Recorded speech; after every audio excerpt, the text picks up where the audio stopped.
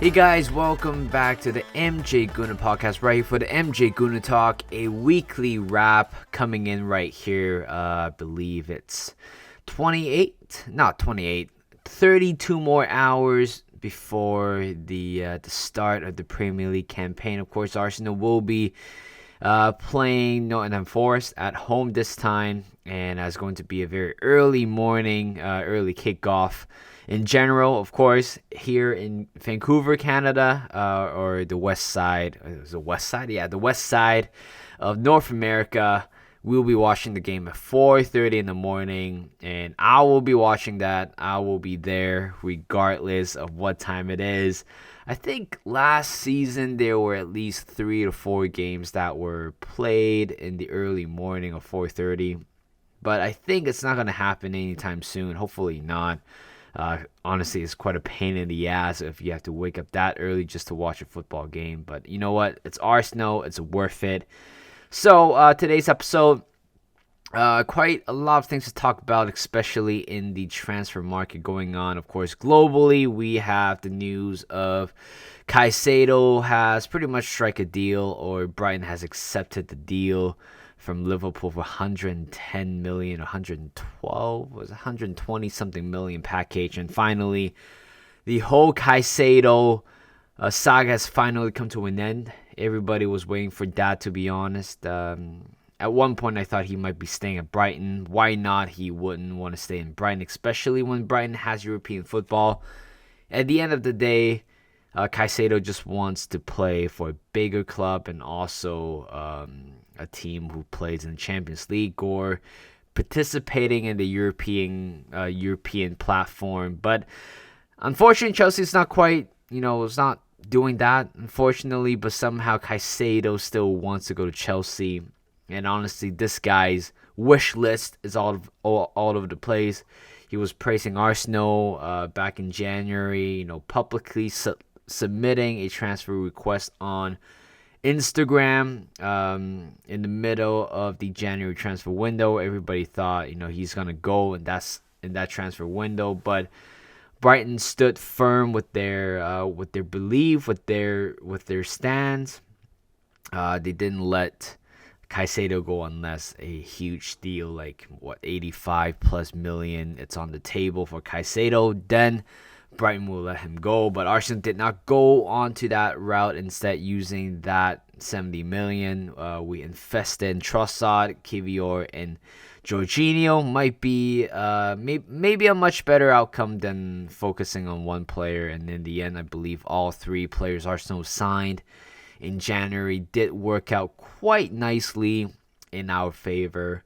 But Caicedo is going to Liverpool, looks like, because Fabrizio Romano said that if I think Brighton will be receiving, or they will no longer going with this saga beyond Thursday night, and whoever bid the highest will get the player, and Liverpool in the end got the player. So congrats to Liverpool, and bummed out for Chelsea. It was a little bit you guys can probably, based on this saga, you guys can probably imagine what kind of a person Caicedo is, and what kind of an agent that he is as well, and what type of duo that for future clubs going to be dealing with in the future.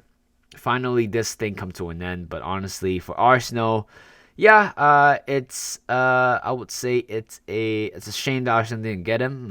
At one point in this transfer window, we're thinking about getting Caicedo and Rice, and at one point we're calling Ricedo, but didn't happen. It's fine. We used that money to invest in somewhere else. I'm sure there are players who might potentially work better than Caicedo.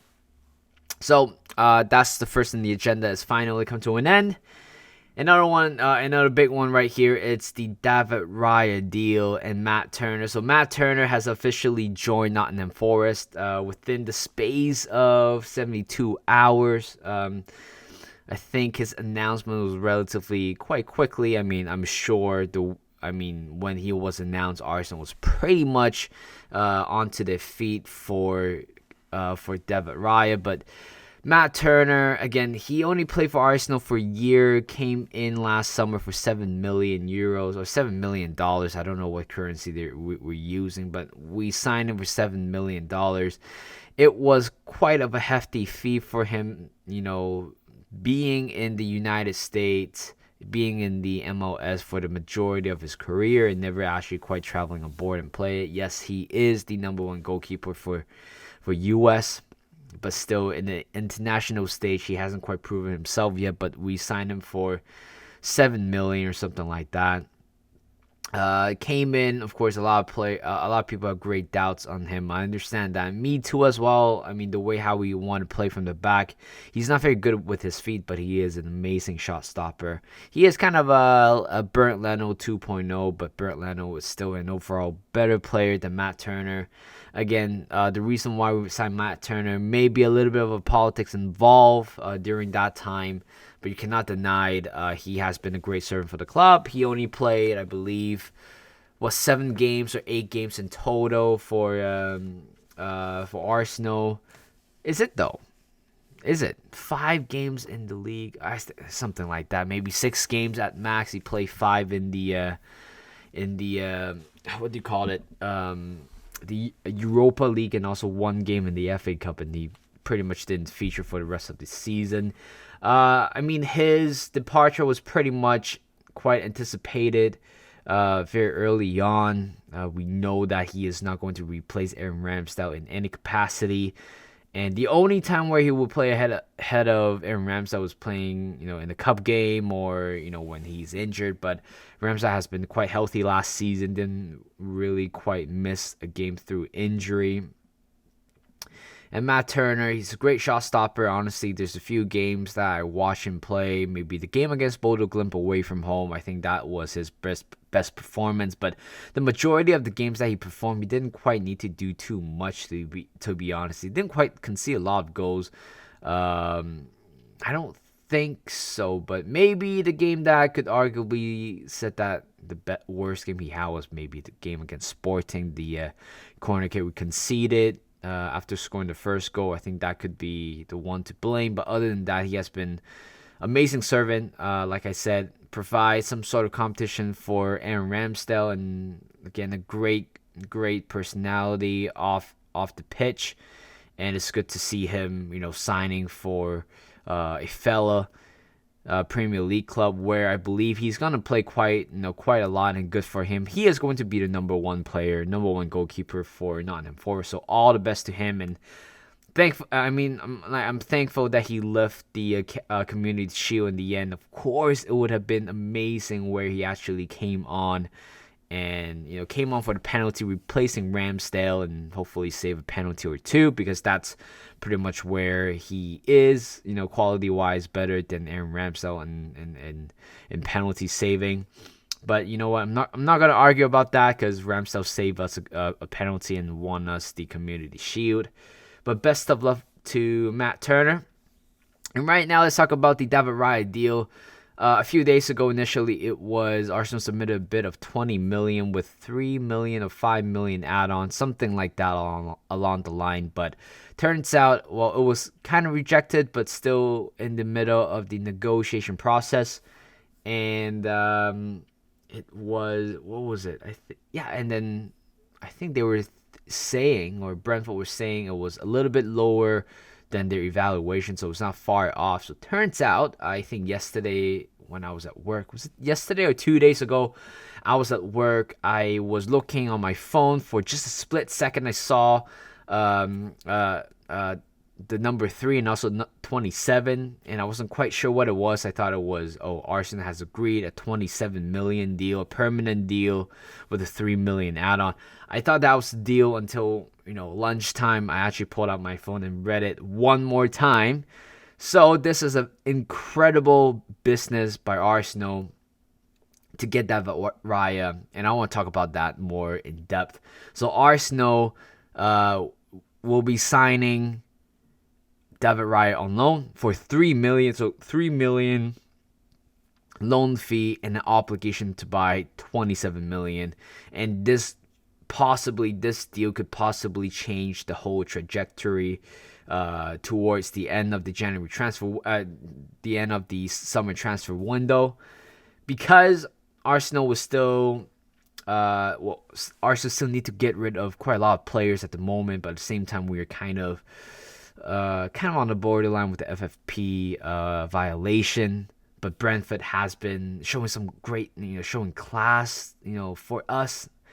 They know that we're a little bit struggling with the FFP issue, so they decided to find a solution that works for all parties. Raya wants Arsenal. Arsenal want Raya, and Brentford wants to get a deal out of him. So Arsenal decided to change the structure of the deal. $3 million. Again, that is very cheap for a loan offer for 1 year. But this also creates, in a way, this deal also strikes some very interesting idea. If we signed him permanently for $27 million, for example, right now we signed him permanently for $27 million. And in a year time, if David Raya has been sitting on the bench, then Arsenal will have to, look to sell him again. But knowing Raya didn't play much, his value might drop. But Ramsdale value will keep going up. But forget about Ramsdale in this case. But if Arsenal signed him permanently right now for $27 million, but somehow didn't quite work out for Arsenal, then Arsenal might be losing a profit off of David Raya. So Edu, I hope it's Edu, but Edu changed the structure of the deal, which meant that losing the train of thoughts again, which meant that pretty much signing him for 1 year for $3 million. If David Raya didn't work out, Arsenal just spent $3 million, which is nothing to them. And if it worked out perfectly for him and we signed him for a very good price for $27 million for a number one goalkeeper at another club, and technically in the top 6 goalkeeper in the Premier League, we signed 2 of them. It also shows great depth for Arsenal as well. I'm very happy with the deal in the end. I mean, preferably I want to sign him permanently, because I'm sure a lot of you guys might have the same idea. You always want to sign a permanent player, so that player is yours for a few years, instead of signing a loan player, loaning a player, and knowing that player has to get going in the year time if nothing worked out. Same as the deal with Odegaard out of nowhere. But yeah, it was a very interesting deal. I'm sure Matt Turner is pretty much might be starting for Nottingham Forest on Saturday, which is going to be very, very interesting. Matt Turner might be making his first debut in the Premier League for Nottingham Forest against his former club, against Arsenal at the Emirates Stadium. How ironic is that? And I just hope that the medical I hope David Raya medical, it's pretty much booked, done. The deal is sealed, and Arsenal will announce and register David Raya on Friday, or in a few hours actually, in the UK. I hope that's going to be the case, because I just want to see a new player wearing an Arsenal shirt very quickly. So beyond that, or after that, which also leaves Arsenal with a little bit of a room to sign a player or two. And right now, another big topic in terms of outgoing is Kieran Tierney. There's a link of him moving away on loan to Real Sociedad at the moment, with an obligation to buy. We only had a big picture of that, but we don't know much about the detail at the moment. But Kieran Tierney, I love him, but I just feel like I know Arsenal need Kieran Tierney at one point defensively, for defensive purposes only. If you want Kieran Tierney to defend the lead, we can do that, but not quite. He didn't quite do that in the game against Man City.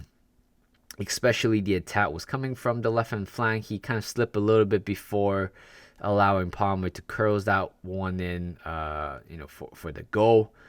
But in general, if we could somehow get a fee from Kieran Tierney, I think I would just say, probably just do it. And nothing much going on with other players as well. Pepe may be a little bit of acceleration of his deal, but everything kind of went quiet. Same as Cedric and also Sambi. Sambi might be going to Burnley. I've been saying this for a while, and I believe Marquinhos is going to Nantes. I think it's a French club or something. For 500K loan deal with an obligation to buy and a buyback clause or something like that. It's attached to it. I believe it was 12 million for obligation to buy and 22 million for buyback clause. Something along the line like that. But Marquinhos, I still think he needs more time elsewhere. And we have a big development on Charlie Patino. Apparently, he is staying this season, and he will be going on a season-long loan to Swansea. So somehow Arteta talked him down and stayed and allowing him to go on loan again. So Arsenal might have a big plan for him. What I'm thinking it's that Rice could be playing as a number 6 next season and selling Partey. I don't know, something like that. And Charlie Patino can probably play as number 8. Honestly, I think he fits number 8 very, very nicely. He just needs to build a little bit more muscle into his role. And Balogun, that's another big topic. It seems like he is heading towards the door as well. I mean, as much as I wanted to give him a chance, Balogun a chance, but right now, if you can see that, if Havertz starting as a central forward, replacing Gabriel Jesus, and we still have Martinelli and Eddie and also Trossard playing that area, then I'm sure Balogun will not have any chance of breaking into this team. I don't think so in any way. And of course, I think he's a little bit silly, doing a little bit of a social media, that type of thing, where he would post he was watching a highlight of Ronaldo R9 in the Inter Milan jersey, again indicating that he wants to go to Inter Milan. But it looks like Inter Milan's about to pull out the race again.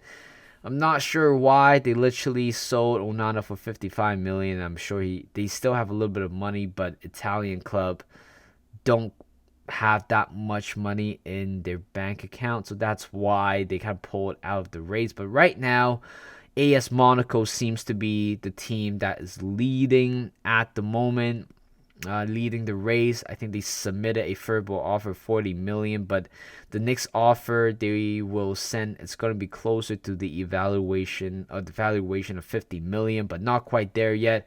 But I'm sure that deal might be agreed, because honestly, if you sell Balogun for 45 million, I think that's a pretty good deal, especially you selling him abroad instead of selling him to Crystal Palace or West Ham. Again, right now the whole transfer market is actually going very quickly. I think West Ham sold Scamacca for 25 million. And is it Scamacca? Yeah, what am I talking about? Yeah, Scamacca has gone, and right now they need a striker. They are looking for a Balogun, but again, if West Ham not gone out the door, we have to ask for 60 or 65 million for him in order to let him move. Harry Kane has agreed a deal with Bayern Munich. Looks like he is going to Germany at the moment. So Spurs, I wouldn't be surprised Spurs might throw in some money for Balogun, but I doubt the deal is going to be struck, because I still think that Balogun is still quite of a gunner, despite what he's doing on social media, but I don't think he'll be going there as well. But yeah, that's about it. I don't think there's anything going on right now in the Arsenal camp. And also maybe there's another one, Mohamed Kudus. They actually agree, or Ajax has agreed a deal with Brighton, but till now, I think Kudus is still waiting for a bigger club, Chelsea or Arsenal at the moment. So if Arsenal somehow could move on a couple of players, by the end of this week or next week, we might be able to see another forward signing or center mid signing by the end of the month, before the summer transfer window shut. I can't wait for that, to be honest. I feel like I feel alive at the moment. Again, it's the time of the year where I will wake up very early in the morning, checking on Twitter, make sure we have signed a deal. I've been doing that pretty much every day, just to make sure we are still signing players, and we are still doing that. And despite being going quiet for the past 3-4 weeks, finally the train starts moving again, and I hope good deals gonna happen to us, incoming and outgoing as well. Because oh wait, what am I talking about? We still have to do the season prediction. Ooh, I totally forgot about that. I've been talking about the rumor. I've been talking about the transfer rumors or transfer updates. Forgot about season prediction that I was thinking about doing. I think Arsenal gonna end it. I think they're gonna end at second place. I don't think they're gonna win. If I'm being honest, I still think Man City could be. They're still good to win the league. Yeah, Arsenal. Well, I'm expecting us to win maybe an FA Cup or a Carabao Cup, and in the Champions League, I hope we're gonna reach to quarterfinal. I don't think we have the capacity to be in the semifinal at the moment, but what I'm predicting is that probably at least semifinal in the Carabao Cup, win the FA Cup, be in the second place in the Premier League, and also being in the quarterfinal of the Champions League. Honestly, if Arsenal could do that, I think it's a pretty successful season. At least we get ourselves another domestic trophy in the bag. And I know some of you guys might probably want to know what's my prediction for the top 8. How about that? Top 8. Actually, yeah, maybe Spurs sitting at 8th. I don't quite see them doing quite well. 7th could be Aston Villa. 6th could be Brighton. 5th could be Newcastle, but the top 4, actually, what am I talking about? You know what? Switch. I'm going to go down the order again. So I think Newcastle will be sitting at 5th, Brighton at 6th, Aston Villa at 7th, Spurs at 8th, I think. Right? Am I doing the math right? No. Actually, go down. Okay, you know what? I don't know what I'm talking about. So 5 teams that are highly anticipated in the top 4: Man City, Arsenal, Liverpool, Manchester United, and also Chelsea. But if I have to be honest, I think first place is going to be Man City, second place Arsenal, third place United, fourth place Liverpool, and Chelsea will be on 5th. Honestly, I know you guys might be, you guys think I'm biased. Yeah, I am biased. I definitely think Arsenal could end up top 4, but honestly, the whole conversation of who's going to be ending up at top 4 top 4, United, Liverpool, Chelsea. I think United is definitely going to make it there, or even Liverpool, but Chelsea could. There are a lot of. This league or this year, there's going to be a lot of good teams in that category. So Chelsea missing out a little bit. I think they will end up at 5th. That's my prediction for the Premier League. Top goal scorer has to be Haaland, and assist king could be De Bruyne as well. Nothing much to predict, but individual wise, I think player of the season could be Bukayo Saka. I think he's gonna up his game a little bit, up a level, or maybe Saliba if he somehow keep himself healthy. Top goal scorer, I will still go for Bukayo Saka this time, even though I believe Odegaard did it as well. But my top 3 goal scorer in this season could be Saka, Martinelli, and also Odegaard. I believe the output number of Saka and Martinelli could increase by improving themselves, of course. So yeah, that's pretty much it for this episode of the MJ Gooner Talk. So thank you guys for listening. Hope you guys enjoyed this. Once again, do all the good stuff to the channel, and I'll see you guys in a bit.